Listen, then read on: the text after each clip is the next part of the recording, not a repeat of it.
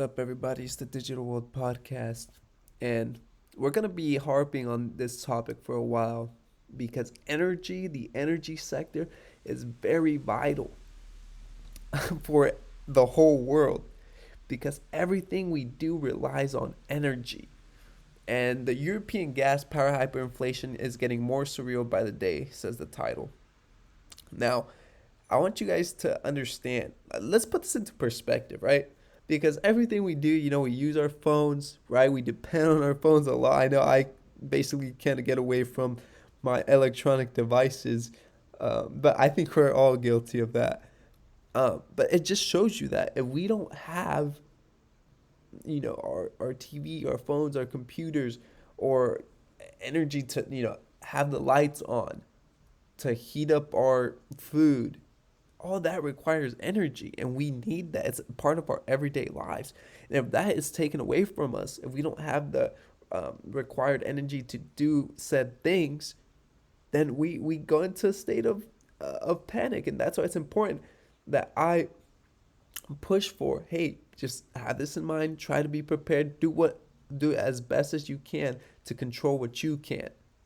Now, I'm not talking about crazy scenario where you start hoarding. No, it's just you see the things that are happening. If you can prepare accordingly and have a financial plan ahead of time, you won't get caught off guard. So there's an energy crisis in Europe. We know that.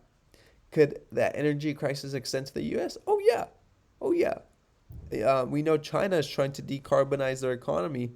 And right now, there seems to be a core shortage in the supply chain, and so, and we know that Biden is trying to introduce the green economy, and one thing I've always harped on is, hey, it's all good. You can do that, but if you don't take into account the scaling factor and how fast you're gonna have to scale, I mean, it still won't.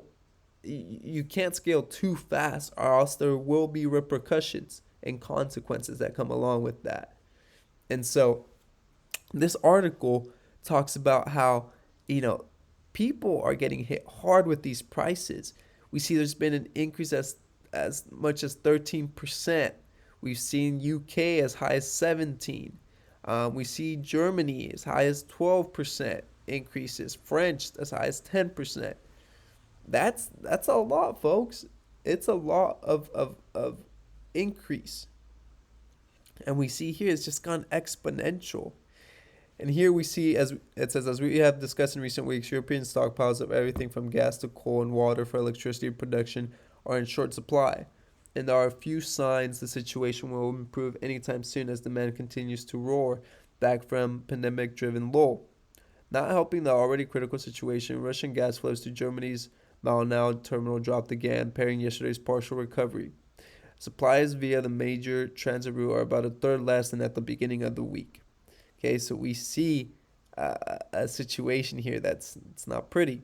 And while central bankers spent much of yesterday to convince the public how transitory the hyperinflation in commodities is, consumers have to pay astronomical energy bills right now. And they are hardly excited at the prospect of bills that could be 5 or more times higher.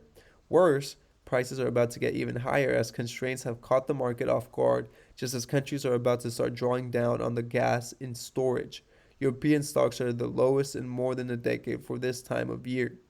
And we're heading into the winter, into the cold season.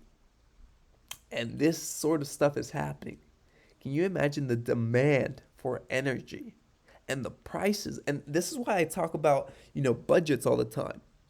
Because as you start to pay more for fuel, groceries, rent, bills, you know, you start cutting down on other things. And this is why you start realizing, well, these are just wants. They're not necessities. They're not needs. What needs are, okay, how can I survive today? Water, food, shelter, basic necessities. And those are the things that are essential to survival. And in reality, once that threshold is crossed, and people can no longer even afford to pay for all their necessities, you start to see a decline in civilized society. And this is why things like this are just the beginning. And I know a lot of people don't like to hear things like this, but these are the straight facts. And we got to be truthful to ourselves about the current situation because we want to spearhead it on. And we don't want to dismiss it by any means. And the more we learn, the more we prepare, the better we're going to be for that situation. And that's why financial planning, thinking ahead, is always something that's wise. And so for the subscribers of this channel, you are ahead of the game. You understand the reasoning behind everything that's happening. And so let's stay focused. Let's make sure we understand uh, the times at hand and the issues at hand. And with that being said, I hope this episode has brought you some value. Like and subscribe. Comment below. Let me know what your thoughts are. As always, I like hearing from you. This is the Digital World Podcast, and I'll see you in the next episode.